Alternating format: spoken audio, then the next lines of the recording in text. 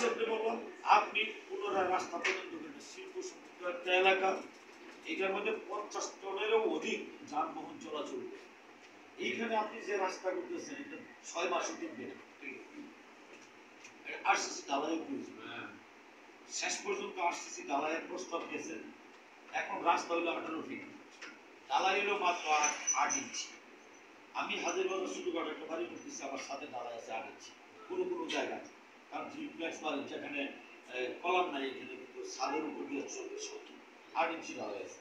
এখন একটা রাস্তা 70 ওজনে গাড়ি যাবে, এটা কি করে 8 ইঞ্চি সম্ভব?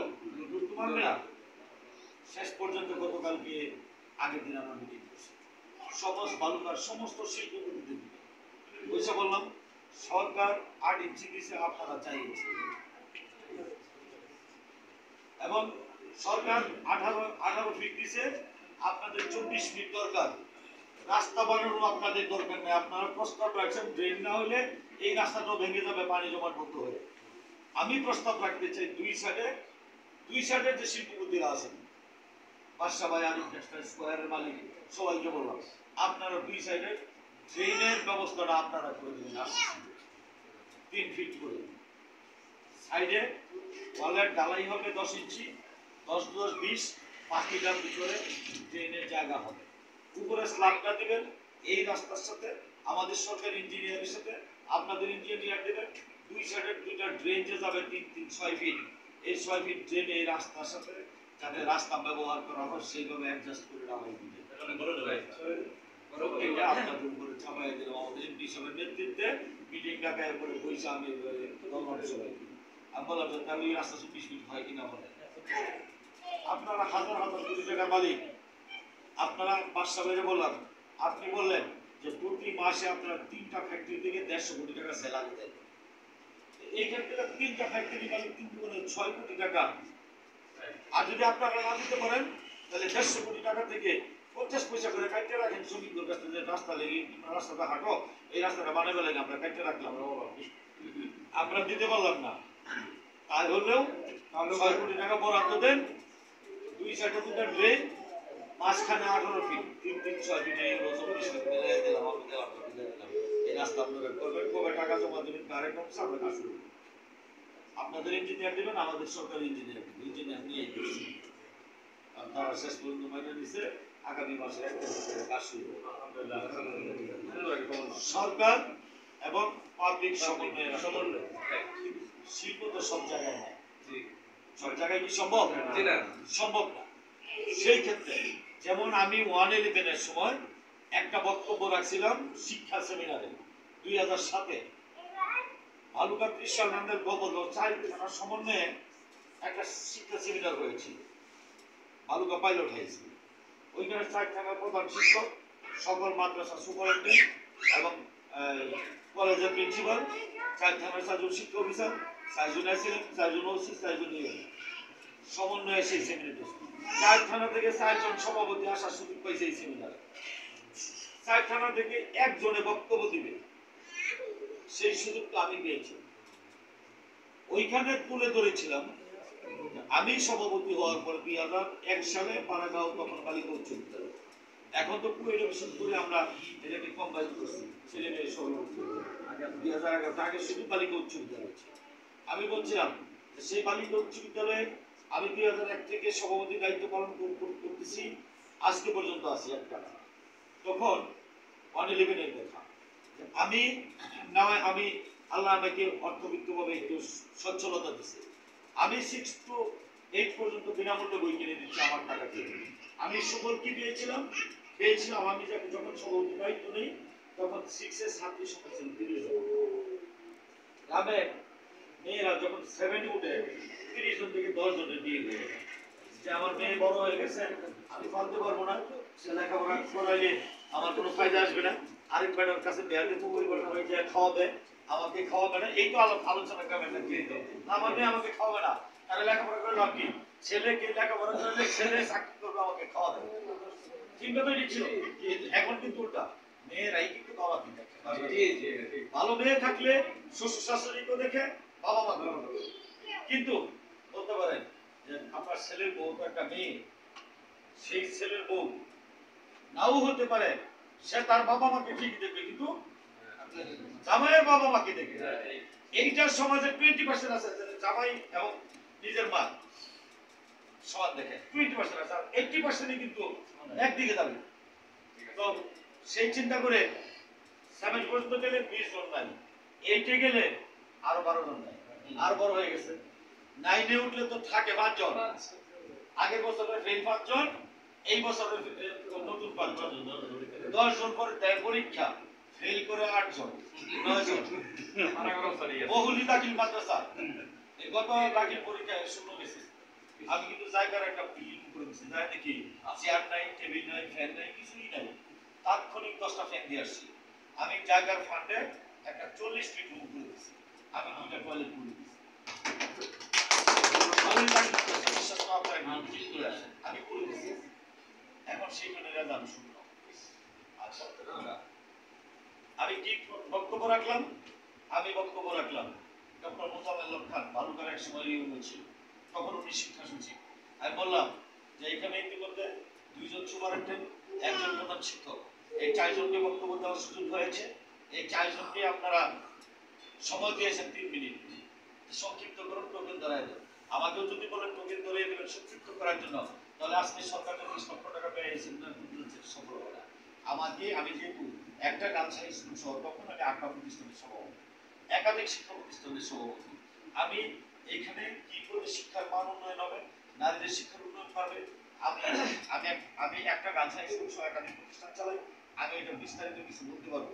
আপনাদের এই 20 লক্ষ টাকা ব্যয় সরকারের সফল হবে, আদালত সফল হবে না, তাহলে আমি আপনাদের সকলকে শুভেচ্ছা জানিয়ে বক্তব্য শেষ করব।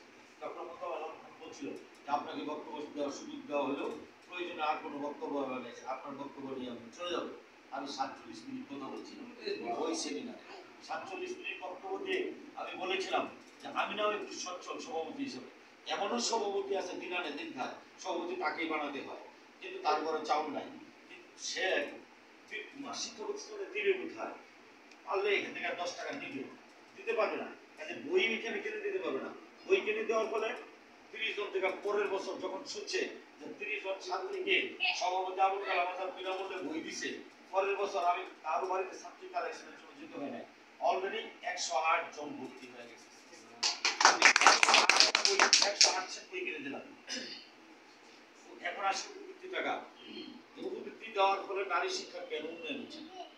বিএনপি সরকার 1994 সালে যখন উপবৃত্তি টাকা দায়িত্ব করে মাথা পিছু 25 টাকা করে দায়িত্ব করেছিল, কি সে ঠিক আপনি বলেন তখন আপনি শুনেছিলেন না? 25 টাকা করে ছিল না? আচ্ছা, তাকে দিত শতভাগ মেয়েদেরকে উপবৃত্তি টাকা দিত, কিন্তু 2007 সালে 25 টাকাই নিয়েছে।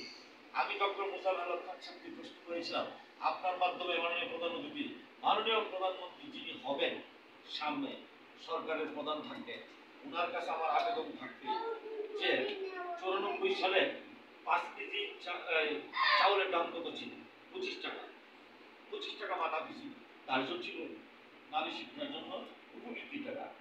এখন 5 কেজি চাউলের দাম 150 টাকা, কিন্তু উপবৃত্তি টাকা 25 টাকায় এনেছে। তাহলে শিক্ষার মান তো 94 সালের মধ্যে রাখছেন, উন্নয়ন হবে কিভাবে?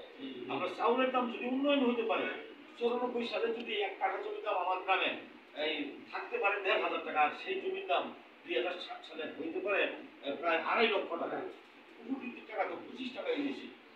আর সব কিছু গুণগত মানে তো পরিমাণ অর্থ বেড়ে গেছে, এটা তো পারে নাই। তাহলে রিক্সা ভাড়া তখন কত ছিল? যে জায়গা থেকে একটা ছাত্রী 5 টাকা দিয়ে দিতে পারতো, এইটার এখন ভাড়া হলো 20 টাকা, আসলে 39 টাকা। তাহলে একবারের খরচ দিতে আমি 1 মাসে দেন 25 টাকা। কাজে এইটাকে সমস্ত মেয়েদেরকে দেওয়া দরকার নেই। আমার 3টা মেয়ে আছে, আমার সচ্ছলতা আছে, আমার মেয়েকে টাকা দিতে হবে না। আমার ভাই একজন গরিব মানুষ, তার ছেলে আছে 2টা, সে পড়াশোনা করে দেওয়া হচ্ছে, মেধাবী তাকে টাকা দেওয়া হবে। আমি সেই প্রস্তাব দিয়ে রাখছি।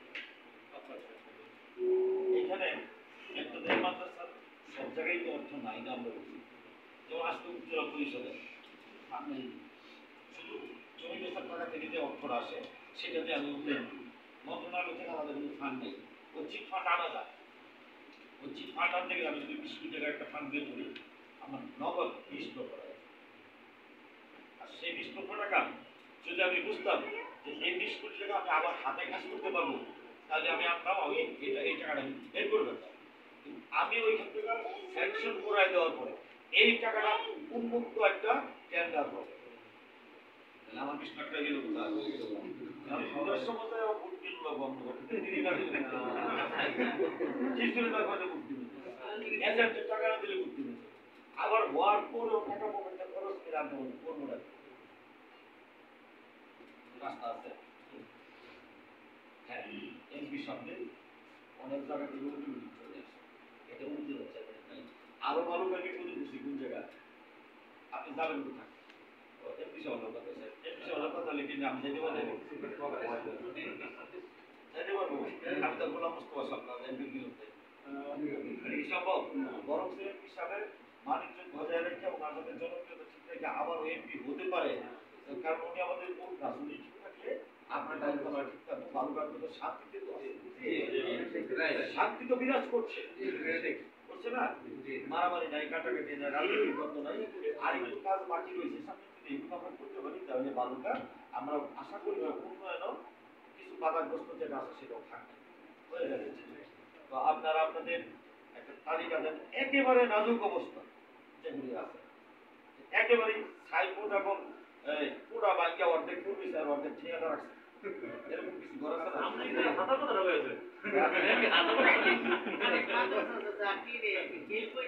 এক সাইডটা কোনা এক কোনা বাইকে গেছে, এই কোনা ফিল্ডার হইছে পুরো জমি দিতে গেলে আর তিন কোনা খালি দিছে। এক সাইডটা অনেক কিছু করে গরু আমাদের ছাগল, জি এটা আমরা কিছু দেব না। এখানে একটা কথা স্যার, মানে ওই মাথাটা রিজাল না পাওয়া এটা তো এটা তো এটা সব মিলাই আর কি যে আপনার পরীক্ষা করো চলমান ছাত্র আছে ভালো, ছাত্র আছে রেজাল্ট আছে ভালো, আসলে অবকাঠামো নাই, সে আগায় যাবে। এই ধরনের দেখি আমরা দেব, ঠিক আছে? এই ধরনের একটা তালিকা দেন, আমি আমাদের ইঞ্জিনিয়ার এই অনুমতি নিয়ে বসবো, বসে যে নীতিগত কোনো সিদ্ধান্ত আপনাদেরকে নেওয়া যাবে কি এগুলো আমাদের একটা চিন্তা করতে হবে। আমরা কোন জায়গায় দিতে পারবো, মানে স্বতন্ত্র দিতে পারবো কিনা, একটা সরকারি কোনো নিয়ম কানুনের অসুবিধা আছে কিনা।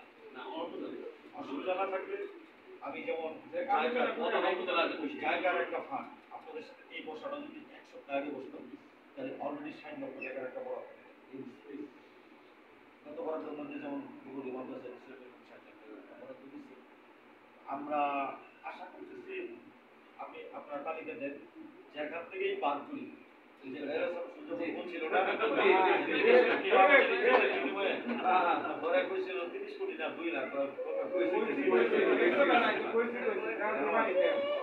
দরকার পরে রাজি না থাকলে ইঞ্জিনিয়ারের গাড়ি পানি হবে।